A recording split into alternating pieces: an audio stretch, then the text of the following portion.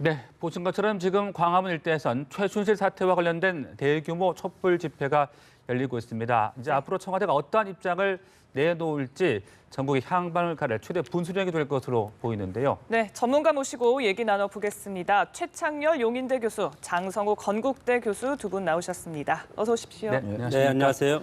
네, 자 지금 저희가 계속해서 보고 있는 대로 지금 많은 분들께서 광화문 일대 집회에 참가를 하고 있습니다. 지금 주최 측 추산 85만 명 정도로 지금 보고 있다는 소식까지 전해지고 있는데요. 이렇게 많은 사람들이 집회에 참가하고 있는 이 민심 우리가 어떻게 좀 읽어야 되겠습니까, 최 교수님? 지금 최순실 게이트라고 이제 이름을 명명을 했는데 야당은 이 이름을 지금 박근혜 최순실 게이트라고 이렇게 명명을 했습니다. 네. 지금 이제 계속 최순실 씨와 관련된 의혹이나 이런 것들이 계속 제기되고 있잖아요. 한두 영역이 아니고 한두 부문이 아니고 뭐 전 부분에 걸쳐서 거의 뭐 관련 안 된 게 없을 정도로 그러다 보니까 국민들은 이제 더 이상 뭐 이 상황을 좌시할 수가 없는 거죠. 게다가 그 논란의 중심에 대통령이 있는 정황이 계속 드러나고 있는 상황이고 이러다 보니까 촛불의 규모도 이제 1차, 2차, 3차 계속 커지고 있는 상황이죠. 그래서 지금 85만 명이라고 그러는데 사실 우리가 100만 명을 예상했기 때문에 85만 명이 심리적으로 생각보다 들어왔네라고 볼 수가 있겠습니다만 모르죠. 최종 이제 집계는 어떻게 될지 모르겠는데 그렇죠. 예. 85만 명이 모이면 뭐 대단한 겁니다. 지난주 같은 경우 10만 예상했는데 20만이 와가지고 이게 최대 분수령이다 그랬지 않았습니까? 네. 지금 어쨌든 간에 뭐 경찰과 주최 측의 추산은 다릅니다만 최소한 7, 80만 명이 왔다고 볼 때 이거는 분명히 그 시민들의 그리고 민심의 국민의 그러한 분노와 대통령은 인정할 수 없다는 그런 것이 그대로 표출되고 있는 것이 아닌가 이렇게 생각을 합니다. 네. 뭐 정당의 역할이 저는 상당히 중요하다고 봅니다. 뭐 국민들의 지금 뜻과 분노 이런 것들은 촛불을 통해서 우리가 확인을 했고 이것을 제도권에서 수렴하지 못하면 민주주의는 실패하는 겁니다. 그래서 지금 정당의 어떤 본질적인 기능이 여러 가지가 있지만 여러 가지 갈등을 질서로서 전환하는 기능이 이제 정당한테 있는데 특히 지금 국회를 장악하고 있는 것은 야권 아닙니까? 167석 정도 야권이 국회를 장악하고 의회 권력을 장악하고 있는데 이런 어떤 국민의 에너지를 이제 용광로처럼 이제 분출되는 이 에너지를 제도권에서 수렴을 할 필요가 있다. 물론 뭐 이거와 관련해서 직접적인 관련이 있는 대통령과의 문제 이런 것은 사법적인 절차를 통해서 명명백백하게 진상 규명하고 그리고 이거에 대한 대책이라든가 그런 것들을 정치적 카드를 여권을 비롯한 대통령님께서 이거에 대해서 앞으로 국민들 앞에 이거에 대해서 답을 하는 겁니다. 지도자라는 것은 국민이 요구하는 것에 명확한 답을 하는 것이 지도자의 어떤 기본적인 덕목이기 때문에 대통령께서 조만간 이 촛불에 대한 민심 이거에 네. 대해서 종합적으로 대국민 담화를 통해서 다시 한번 정치적 카드를 던질 가능성은 있다고 봅니다. 네. 정말 뭐 나이나 직업 가리지 않고 정말 수많은 사람들이 이 촛불을 들고 거리로 나왔는데 지금 검찰의 조사가 진행되고 있습니다만 정말 파면 팔수록 계속 의혹이 드러나면서 사실 국민들 입장에선 굉장한 패닉 상태가 아닐까라는 생각을 해봅니다. 특히 딸 정유라 씨와 관련된 이런 특혜도 드러나고 있고요. 사실 대부분 뭐 평범한 국민들 입장에서는 엄청난 박탈감을 느끼지 않았을까 싶습니다. 박탈감 정도가 아닌 것 같아요. 정말 아까 말씀하시기를 세대와 계층을 막론하고 이런 현장에 나온다 이런 말씀을 하셨는데 정유라 씨가 특정 대학 이대에 입학할 때부터의 과정도 그랬고 그리고 학점을 취득하는 과정도 그렇고 그야말로 정유라라는 사람 하나를 위해서 많은 게 동원됐던 그러한 조항들이 너무 많이 나타나고 있잖아요, 지금. 그러니까 국민들이 볼 때는 가뜩이나 현실이 팍팍하고 특히 젊은 세대들은 취업이 대단히 어렵잖아요. 그리고 뭐 이 3포 세대니 5포 세대니 뭐 N포 세대니 얘기가 나오고 있는 상황이고 이러다 보니까 지난주에 이어서 이번 주도 갤럽 여론조사가 5%밖에 안 나왔잖아요. 대통령에 대한 지지율이. 근데 그것도 세대별로 보니까 20대, 19세부터 29세까지는 0%가 나왔어요. 네. 이건 대단히 심각한 거거든요. 그러니까 그야말로 그리고 나서 30대, 40대도 거의 뭐 0%, 2%막 이렇거든요. 그러니까 문제는 어떤 특정한 계층이나 특정한 이념적 지향을 가진 사람들만이 하는 얘기가 아닌 거예요. 지금 이 상황은. 분명히 우리가 이 민심을 읽어야 될 것이 민심 세대 계층, 나이를 네. 불문하고 이대로는 안 된다라는 거예요. 이러한 국정의 최고 리더십으로는 안 되겠다라는 분명한 얘기를 하고 있는 겁니다. 저 현장은. 네네. 이것을 분명히 읽어야 됩니다. 여기서 물론 정당의 역할도 중요하고 다 중요합니다. 제도권의 역할이 중요하고 결국은 제도권에서 수습이 돼야 되는 문제긴 합니다만 이 민심을 청와대가 정확히 읽어야 된다. 물론 이제 내일 모레 뭐 대책이 나오겠죠. 대통령의 입장 표명이 나오리라고 봅니다만 어쨌든 이 민심을 오독하면 안 된다. 네. 그 말씀을 분명히 드리고 싶습니다. 네, 뭐 계층 세대뿐 아니고 이 박 대통령의 정치적 고향이라고 할 수 있는 대구에서도 그렇죠. 예, 많은 사람들이 집회를 참가를 했고 또 오늘 많은 분들이 또 올라오는 것으로 지금 알려지고 있습니다. 뭐 KTX라든가 네. 뭐 그런 표가 이미 다 매진이 됐고 네. 뭐 토요일이기 때문에 뭐 매진 뭐 되겠지만 그리고 뭐 전세 버스가 거의 동나다시피 하고 그런 것이 이제 언론 보도를 통해서 봤는데 네네. 그렇습니다. 이게 어떻게 보면 이 정유라 씨 문제로부터 사실은 이것이 이제 출발이 된 것도 있고 그런 측면에서 이 상대적 박탈감이라는 것이 정말로 이것은 그 민주주의 국가에서 정권의 치명타를 안겨줄 것이고 여기에 도덕성 문제까지 지금 결부됐고 이것이 경제적인 위기, 사회 경제적인 위기로 이것이 확대되는 지금 국면 아닙니까? 그래서 사회 경제적 위기가 결국은 정치적 위기로 이제 온 상황이고 이 상황을 정치권에서 극복을 하지 못하면 정치적에서 자율 시스템으로 여당과 야당 그리고 국회 이런 것이 이제 이것을 극복하지 못하면 국가의 어떤 불안정성이 훨씬 더 이제 심화되는 정치 변동으로 갈 가능성도 있다고 봅니다. 네, 당초 이 경찰은 청와대 행진 방면의 행진은 이제 금지를 했었는데 법원은 이를 다시 뒤집고 허용을 했습니다. 이 부분의 의미는 어떻게 보고 계십니까? 우리의 어떤 국민들의 선진 의식 그리고 평화 집회 이런 것들을 법원에서는 뭐 믿을 수 있다 이렇게 판단을 한 것 같고 그것이 지난번에 이제 1차 촛불 시위도 그러지 않았습니까? 그리고 우리가 민주화가 87년 체제가 제도화된 것이 벌써 1987년이면 지금 30년이 넘었기 때문에 우리의 민주주의 수준은 이제 과거의 어떤 권위주의 정권 시절의 그런 수준을 훨씬 뛰어넘는 이런 차원에서 법원에서도 우리 국민들의 시민 의식 이것을 믿고 이런 판결을 내는 것이 아닌가 그렇게 판단이 됩니다. 네, 그렇다 보니까 이제 청와대 쪽으로 향하는 과정에서 혹시나 좀 충돌이 생기지 않을까. 경찰이 또 차벽을 설치해 놓고 있다는 그런 현장의 소식도 전해지고 있는데요. 이 부분은 좀 우리가 예의주시해봐야 되지 그래서 않겠습니까? 뭐 주최 측도 이 시위가 이 집회가 네네. 만약에 물리적 충돌로 연결되면은 국민들의 어떤 표현이랄지 요구하는 것들이 또 다른 쪽으로 본질이 바뀔 수가 있잖아요. 우리나라 정치가 항상 그 이른바 프레임의 정치, 어떤 국면이 전환되는 이런 상황이 굉장히 많았거든요. 그래서 어쨌든 간에 이 충돌은 없어야 됩니다. 그리고 네네. 충분히 지금 집회를 어디까지 하라고 법원이 허용을 했기 때문에 주최 측도 이러한 부분을 정확히 인식하고 있으리라고 보기 네네. 때문에 물리적 충돌이 글쎄요 뭐 완전히 배제할 수도 없겠습니다. 워낙 이제 네. 인파가 많이 몰려 있고 네. 집회 군중들이 많다 보니까 조심스럽긴 합니다만 아마 상당히 그 부분을 인식하고 거기에 참여한 시민들도 이 부분을 정확하게 청와대에 전달하기 위해서 오히려 물리적 충돌은 절대로 안 된다는 인식을 가지고 있지 않을까라는 네네. 생각을 합니다. 그렇습니다. 네, 지금 보고 계신 화면이 이제 시청 앞에서 광화문 광장까지 거리 함께 보고 계신데요. 네네. 지금 7시 15분을 지나고 있습니다.만 조금 전 7시부터 광화문 광장에서 문화제도 열리고 있는 그런 상황입니다. 앞서 행진도 이어졌고요. 오늘 집회는 또 야 3당 지도부, 또 문재인 전 민주당 대표까지도 참석을 했는데 어떻게 보셨습니까? 지난주까지만 해도 야당이 공식적으로 이 집회에 참석하는 것에 대해서 여러 가지 정치적인 뭐 부작용이랄지 역풍 네. 이런 것들을 생각했던 것 같습니다. 그러나 벌써 이제 일주일이 지나면서 여러 가지 상황이 바뀌었거든요. 여러 가지 의혹들이 계속 제기되고 또 이제 안정범 전 수석이라든지 정호성 전 비서관의 상당히 구체적인 증언과 진술이 잇따르고 있는 상황이기 때문에 이러한 성남 민심이 표출되는 것이고 거기에 야당의 지도부가 이 뭐 정치적인 여러 가지 유불리라고 할지 이런 것들을 계산할 이제 그 계제가 아닌 거죠. 그런 상황은 이미 지난 겁니다. 시기적으로 그러한 부분들을 인식했다라고 보여지고 정당의 역할이라는 것이 어느 정도 민심 그리고 시민사회의 어떤 의견이랄지 균열을 표출하고 반영하고 집약하는 거거든요. 그러면서부터 야당 지도부가 이 현장에 참여하는 건 당연하다. 단지 네. 아직 이제 야당이 공식 당론으로 특히 이제 민주당이 퇴진이랄지 이런 것들을 아직 정확하게 당론화하진 않았어요. 물론 국민의당은 퇴진을 이미 당론화했습니다. 박원순 서울시장의 경우는 지금 하야 얘기를 벌써 꺼낸 지가 제법 네네. 됐고요. 안철수 전 대표도 마찬가지고 그렇습니다. 다른 대권 주자들은 조금씩 입장이 달라서 현재 이 상황을 주시하고 있다 이렇게 보여집니다. 네. 네.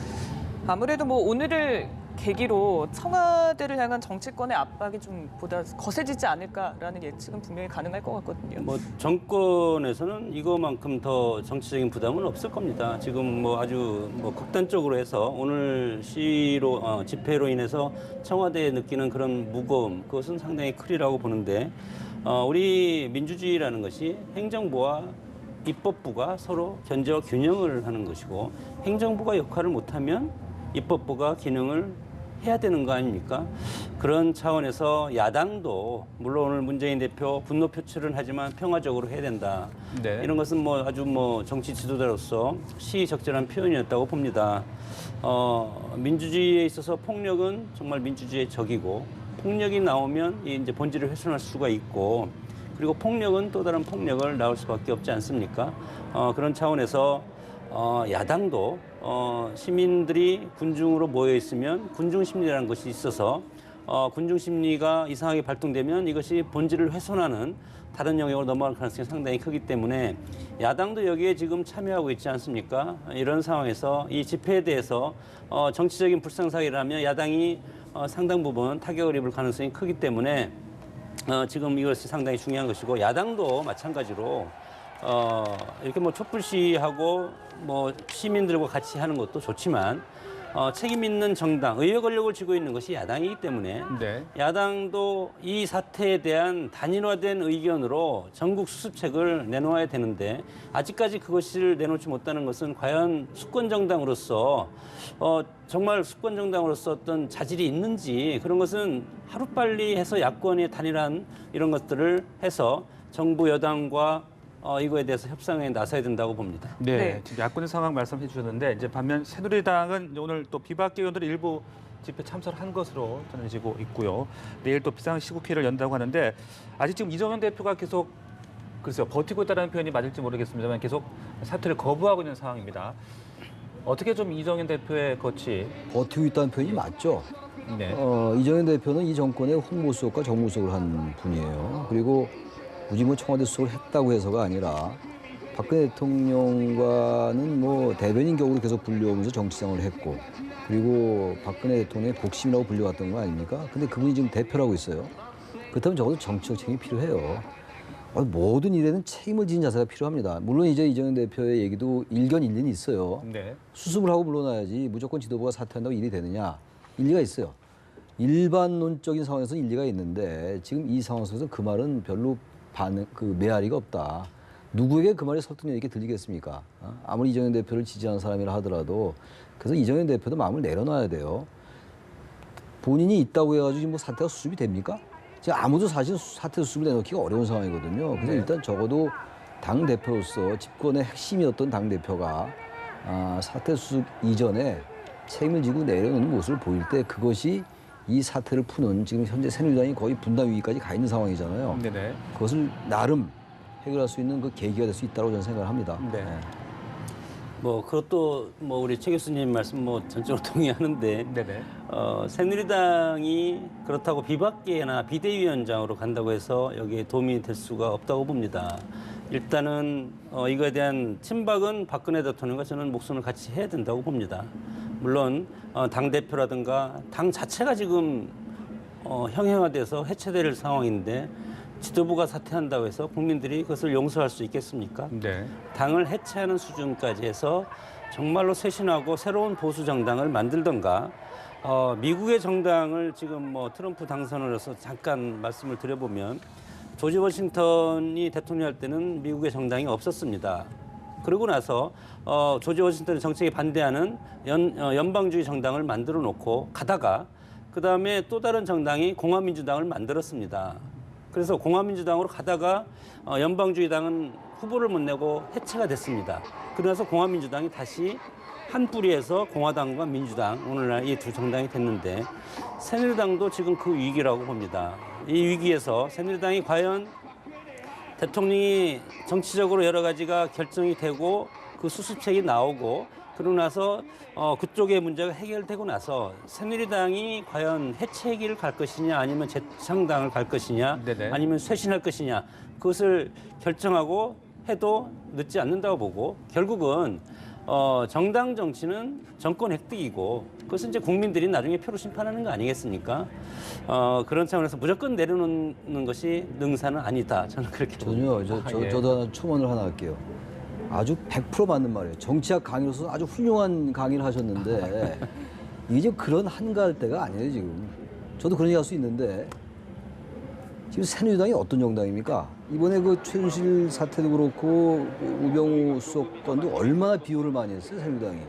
지금 이게 표출해야 되고 이렇게 된 건 10월 24일날 그 JTBC 그 태블릿 PC 보도된 게 10월 24일이었어요.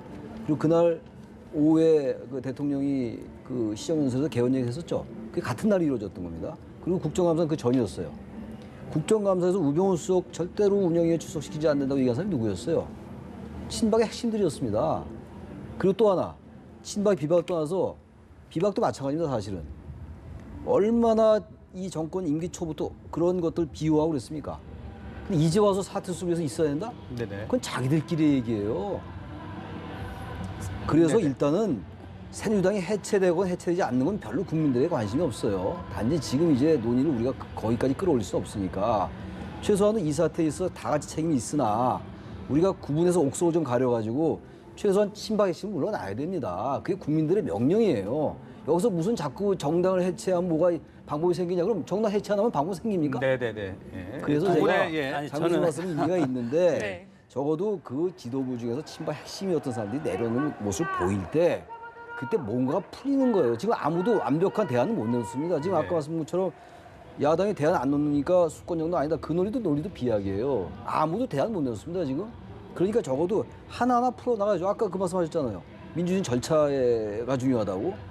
조국회도 돌아가야죠. 일모도원이라는 한자 수고도 있지만. 그래서 말씀은 훌륭한 말씀인데 지금 상황이 그렇게 넉넉하지 않다. 제가 이 말씀 드리는 겁니다. 틀렸다는 말씀이 아니라. 네, 두 분이 좀 다소 입장차는 있습니다만 새누리당이 뭔가 책임을 져야 하는 모습을 보여야 되는 것만은 뭐 당연하고 분명해 보입니다. 뭐 그런 카드는 있을 것 같습니다. 대통령이 내일이나 모레 탈당 선언할 가능성도 있습니다.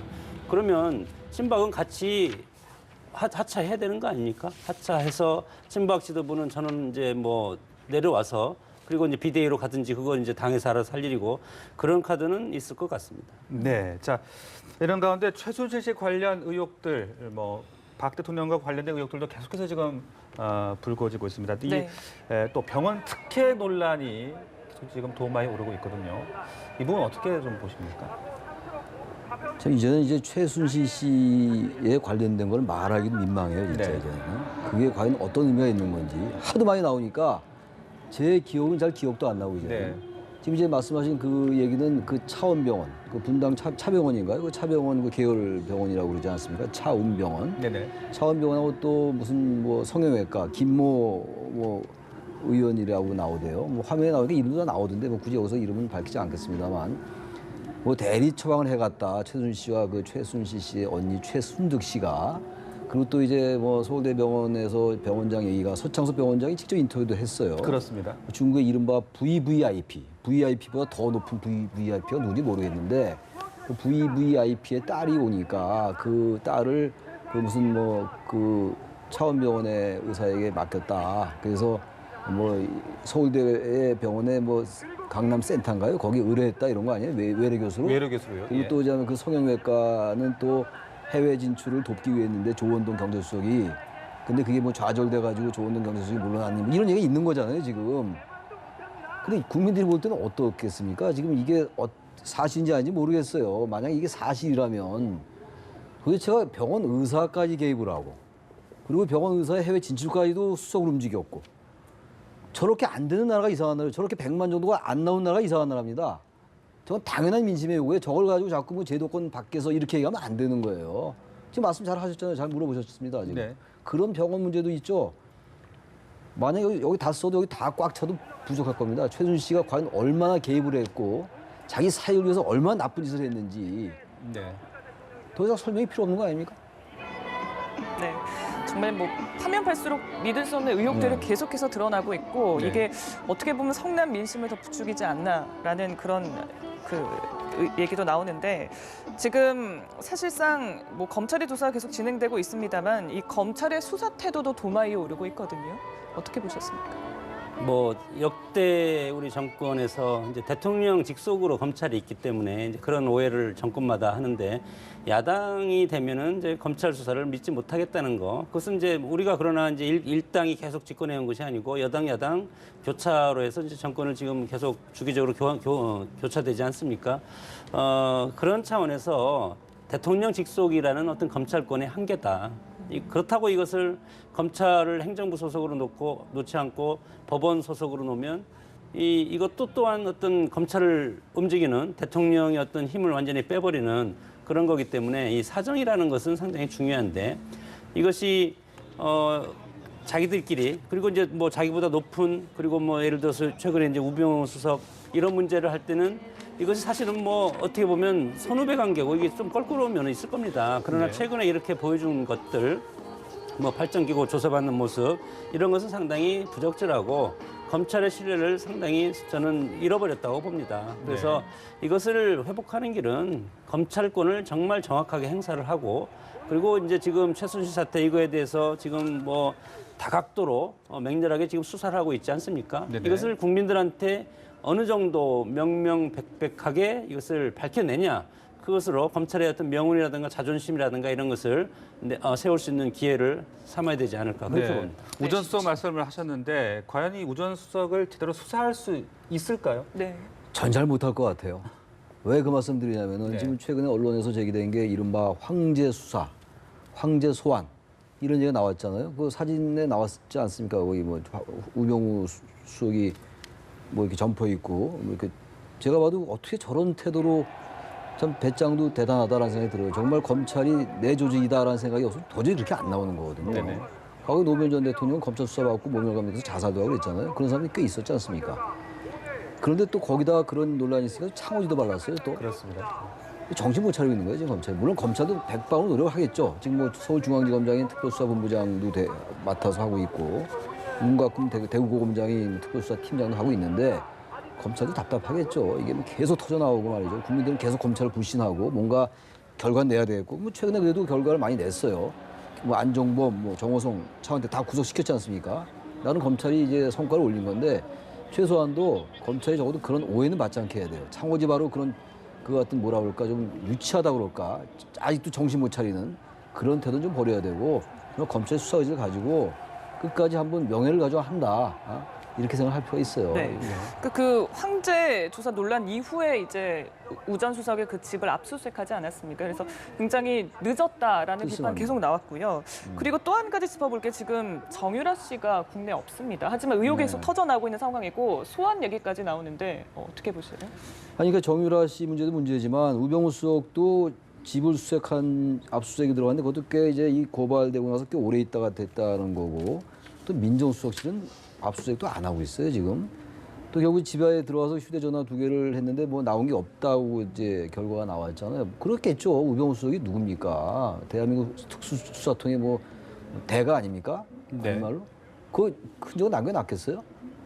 그러니까 우리 같이 법률 잘 모르는 사람들이 봐도 저건 좀 저렇게 하는 건 아니지 않는가? 그게 그런 게 민심입니다. 그런 게 민심. 그러니까 지금 정유라 씨 같은 경우도 정유라 씨 지금 귀국에 응하겠다는 말도 나오고 있는 것 같아요. 사실 뭐 정유라 씨의 귀국은 대단히 어렵겠다는 말들이 많이 나왔었는데 일단 나와서 밝히겠다고 얘기하고 하니까 검찰이 이번에 같은 만약에 귀국한다면 지난번처럼 최순실 씨, 최 씨가 귀국할 때 뭐 많은 언론에서 얘기했습니다만 31시간 동안 뭐 증거인멸의 시간 준 거 아니야 이런 지적이 많이 있었잖아요. 네. 이번엔 그런 오해 안 받게 좀 정확하게 했으면 좋겠다 이 말씀을 좀 드리고 싶습니다. 네. 또 이제 관련 인사들이 대통령의 지시에 따랐다 이런 진술들을 점차 하면서 박근혜 대통령에 대한 검찰 조사 어떻게 이루어질 것인지 이 부분도 상당히 좀 주목이 되고 있거든요. 뭐 검찰로 출두하기는 언제 어려울 것 같고 뭐 현직 대통령 신분이기 때문에 뭐 소추도 안 되지 않습니까? 그럼에도 불구하고 방문 조사는 반드시 해야 된다고 봅니다. 서면 조사하면은 국민적 공분이 훨씬 더 커질 가능성이 있고 그래서 그동안에 조사했던 여러 상황들을 정황들을 마지막 퍼즐을 대통령한테 포커스를 맞춰서 할 수밖에 없지 않는가. 지금 뭐 그동안에 쭉 18년 동안 모셔왔던 그런 비서관들도 지금 뭐 대통령의 지시라는 말을 뭐 하고 있지 않습니까? 그렇게 봤을 때 대통령이 과연 어떤 지시를 했는지 네. 그것을 검찰한테 얘기를 하고 그리고 검찰 수사 결과가 나오면 대통령께서도 국민들한테 이거에 대해서 다시 한번 소명을 할 필요는 있다고 봅니다. 네. 그 다음에 대통령이 임하는 정치적인 카드를 여기서 결단을 해야 된다고 봅니다. 어떤 네. 식으로든. 현직 대통령에 대한 검찰의 엄정한 조사가 이루어질 수 있을까요, 교수님? 저는 일단 그 소환 조사가 필요하다고 봅니다. 대통령이라고 소환 조사 못하고 하나도 없어요. 헌법 84조에 나와 있는 거는 재직 중에 한해서 형사상에 소출하지 말라는 얘기예요. 네. 그 수사는 받겠다고 대통령께서 말씀하시지 않았습니까? 특검도 받을 여유가 있다고 말씀하셨고, 단지 이제 수사의 방법이 소환 조사냐, 방문 조사냐, 뭐 이런 차이가 있잖아요. 네네. 뭐 서류로 조사하느냐 이런 게 있는데 지금 이런 상황 속에서 서류 내 가지고 거기에 대한 그 서면으로 받는다. 그걸 과연 민심이 받아들일까요? 소환 조사 못하고 하나도 없습니다.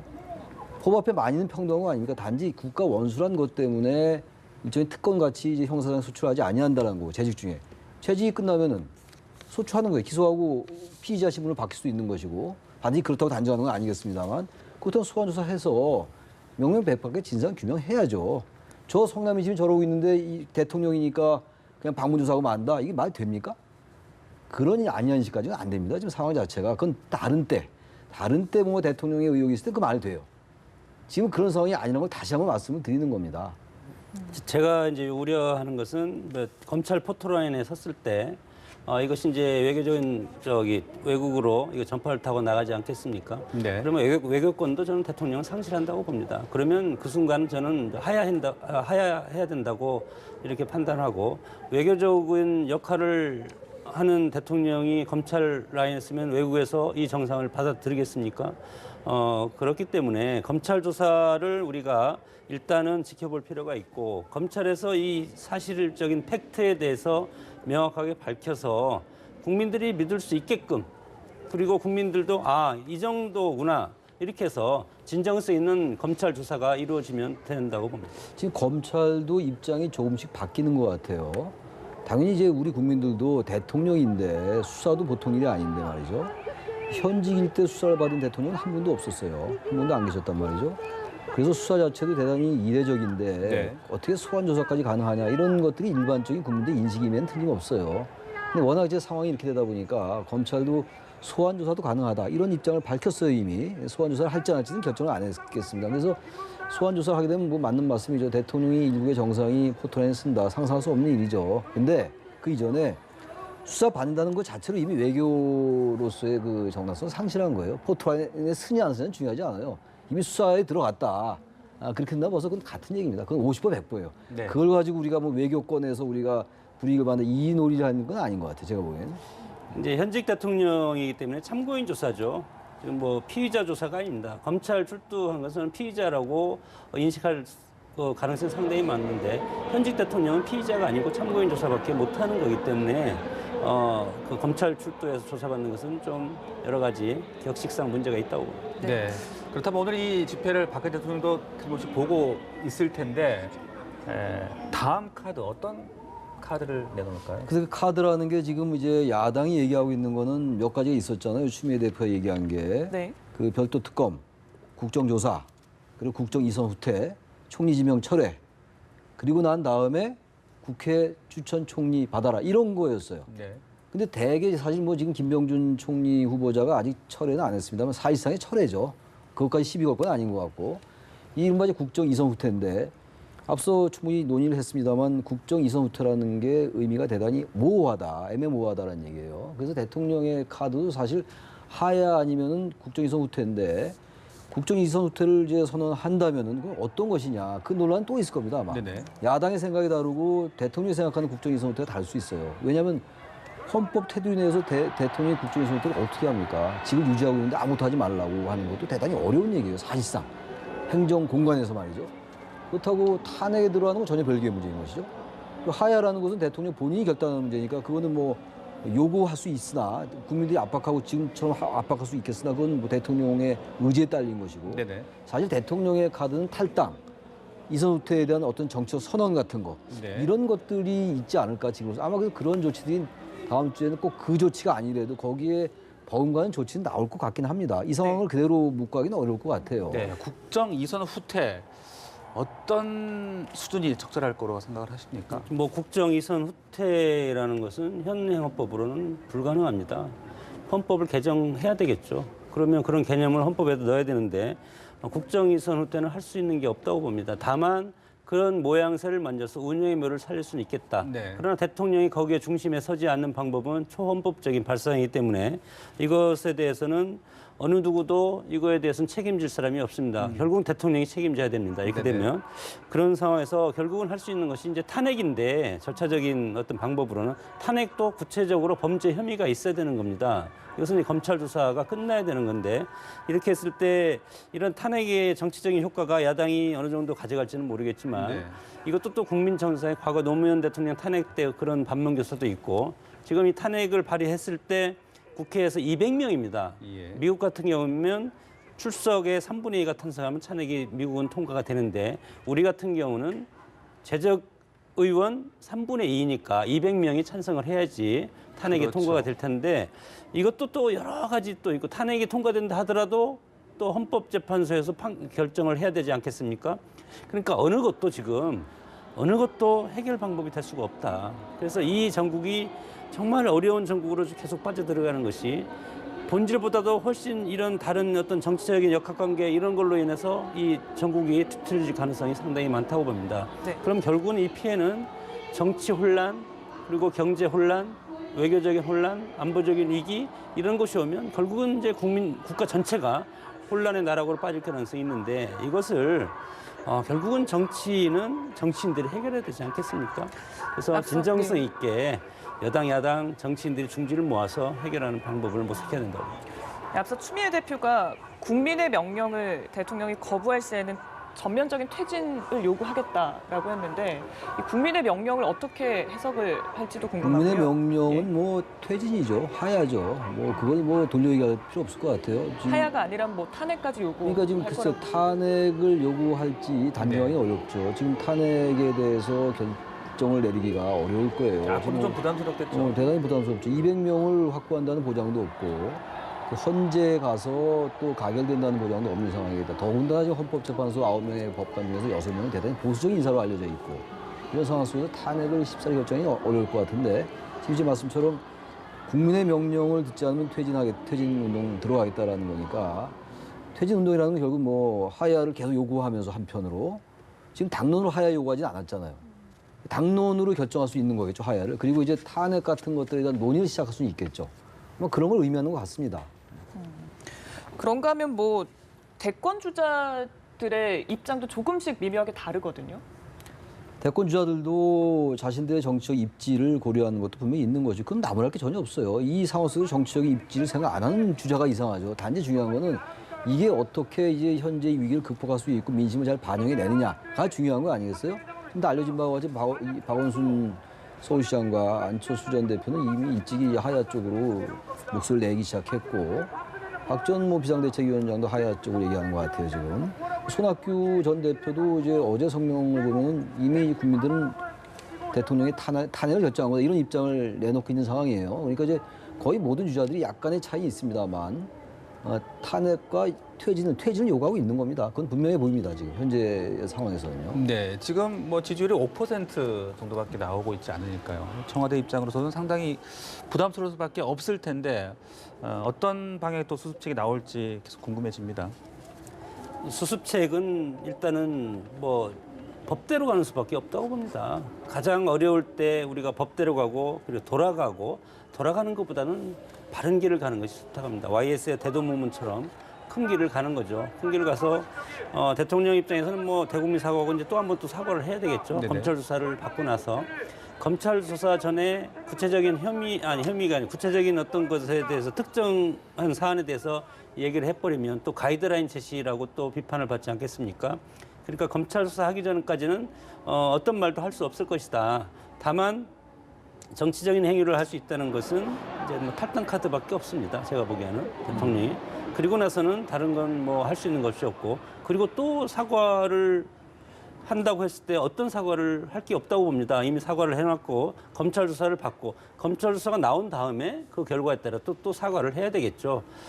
그런 상황이고 여론적인 것은 우리가 뭐 투표율도 아니고 그래서 국민의 어떤 감정이죠. 네. 우리가 정이 많은 민족이기 때문에 정말 이런 부분에 대해서는 같이 공분하는 그런 것이 아주 우리 민족은 이제 그런 것이 상당히 강한 민족이고 이렇게 공유하는 거죠. 우리가 한 민족, 하나의 단일 민족이기 때문에 그런 차원에서 이것을 대통령이라든가 정치권이라든가 집권 여당 특히 이런 집권 세력들은 심각하게 여론적인 지표를 받아들여서 이것을 어떻게 타개해 나갈 것인가 그런 해법을 뭐 국민이라든가 야당에서 원하는 것보다도 스스로 이런 것을 만들어서 일단은 정치적 카드를 던지는 것이 좋겠다고 봅니다. 네.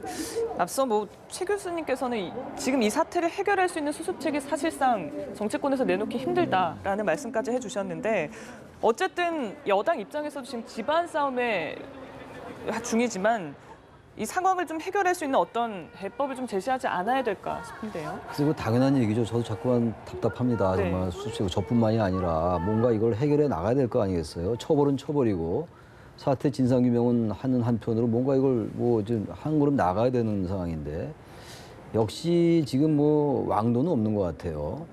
중요한 건 어쨌든 헌법적 테두리에서 해야 되는 것만은 분명하고 어쨌든 민심을 본 수밖에 없어요. 민심이 또 어떻게 변하냐에 따라서 야당이 완전히 퇴진적으로 가서 탄핵으로 할 수 있는 것이고 그렇지 않고 대통령과 마주할 수 있을 것 같고 지금 2단계에서 무엇이 딱 정답이다라고 얘기할 수 있는 사람은 아무도 없습니다. 사실은. 중요한 건 어쨌든 간에 분명하게 진상을 밝혀라. 대통령이 이러이러한 입장을 분명히 밝히라는 거예요. 대통령은 어쨌든 국정이수에서 내려와라.